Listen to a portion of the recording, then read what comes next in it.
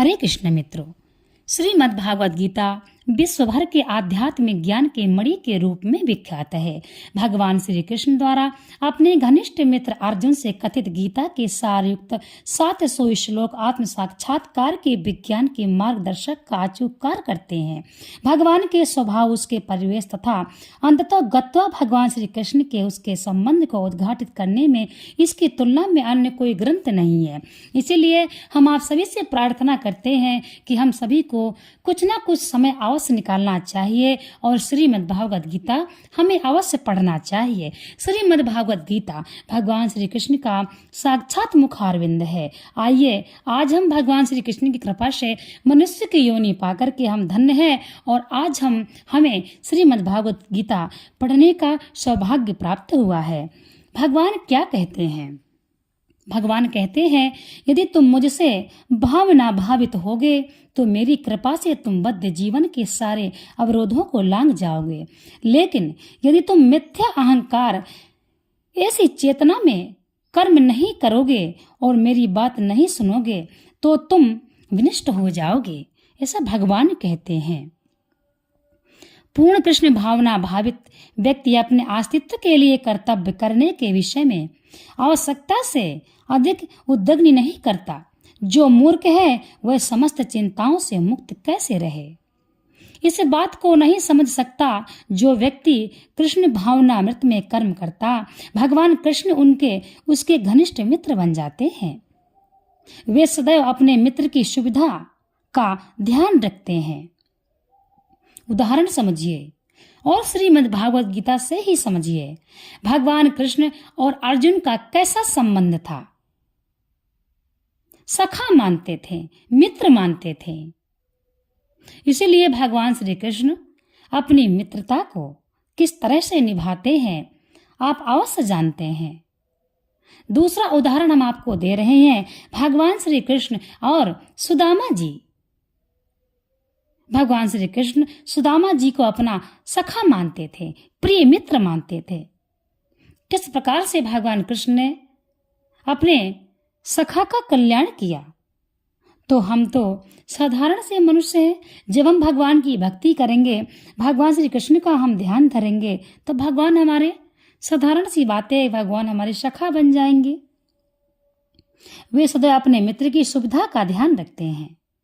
जो भगवान का भक्त है उसे किसी प्रकार की कभी अव्यवस्था नहीं होती और जो मित्र 24 घंटे उन्हें प्रसन्न करने के लिए निष्ठा पूर्वक कार्य में लगा रहता है, वे उसको आत्मदान कर देते हैं। भगवान श्री कृष्ण उसको आत्मदान कर देते हैं। वह अपने लिए कुछ नहीं रखते। समझिए, भगवान श्री कृष्ण सुदामा जी को तीनों लोकों की मालिक बना रहे थे।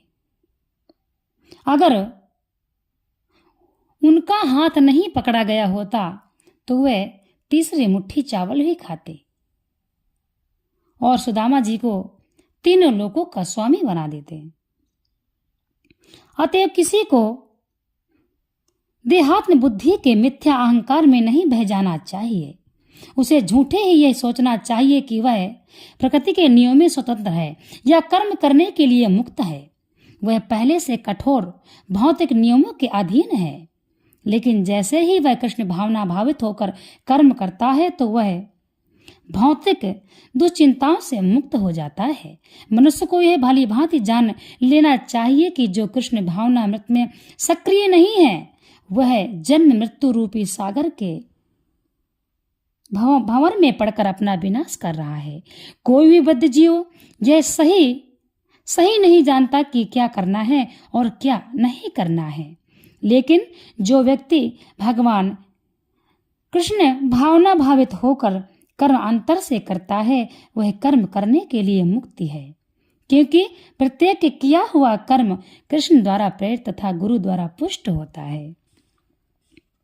यदि तुम मेरे भगवान कहते हैं, यदि तुम मेरे निर्देशानुसार कर्म नहीं करते और युद्ध में प्रवृत्त नहीं होते हो तो तुम कुमार्ग पर जाओगे।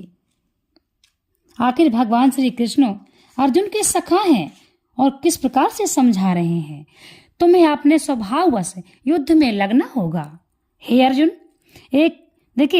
अर्जुन एक सैनिक था और क्षत्रिय स्वभाव लेकर जन्मा था।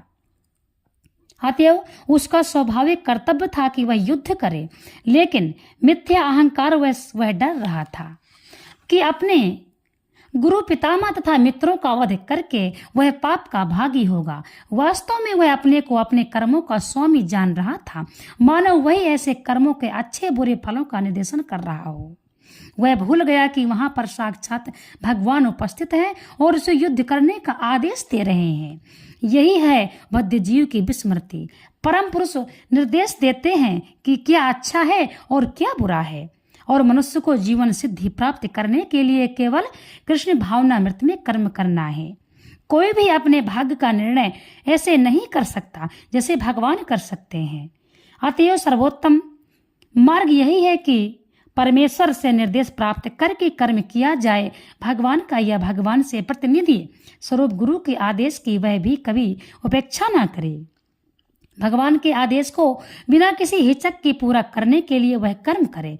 इससे सभी परिस्थितियों से सुरक्षित रहा जा सकता है। इस समय तुम मोहवश मेरे निर्देशानुसार कर्म करने से मना कर रहे हो अर्जुन, लेकिन हे कुंती पुत्र, तुम अपने ही स्वभाव से उत्पन्न कर्म द्वारा बाध्य होकर वही सब करोगे। यदि कोई परमेश्वर के निर्देशानुसार कर्म करने से मना करता है तो वह उन गुणों द्वारा कर्म करने के लिए बाध्य होता है जिनमें वह स्थित होता है। प्रत्येक प्रकृति के गुणों के विशेष संयोग के वशीभूत है और तदनुसार कर्म करता है, किंतु जो स्वेच्छा से परमेश्वर के निर्देशानुसार कार्यरत है होता है वही गौरवान्वित होता है। हे अर्जुन, परमेश्वर प्रत्येक के जीव के हृदय में स्थित है।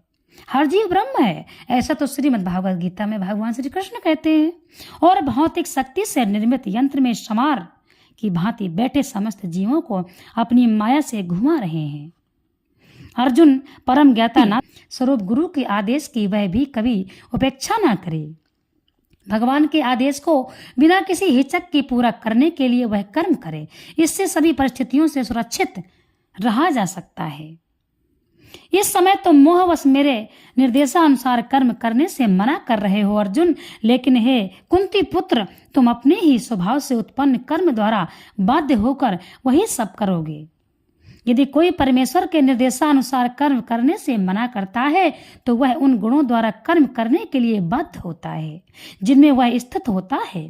प्रत्येक प्रकृति के गुणों के विशेष संयोग के वशीभूत है और तदनुसार कर्म करता है, किंतु जो स्वेच्छा से परमेश्वर के निर्देशानुसार कार्यरत है होता है वही गौरवान्वित होता है। हे अर्जुन, परमेश्वर प्रत्येक के जीव के हृदय में स्थित है। हर जीव ब्रह्म है, ऐसा तो श्रीमद् भागवत गीता में भगवान श्री कृष्ण कहते हैं। और भौतिक शक्ति से निर्मित यंत्र में समार की भांति बैठे समस्त जीवों को अपनी माया से घुमा रहे हैं। अर्जुन, परम ज्ञाता नाथ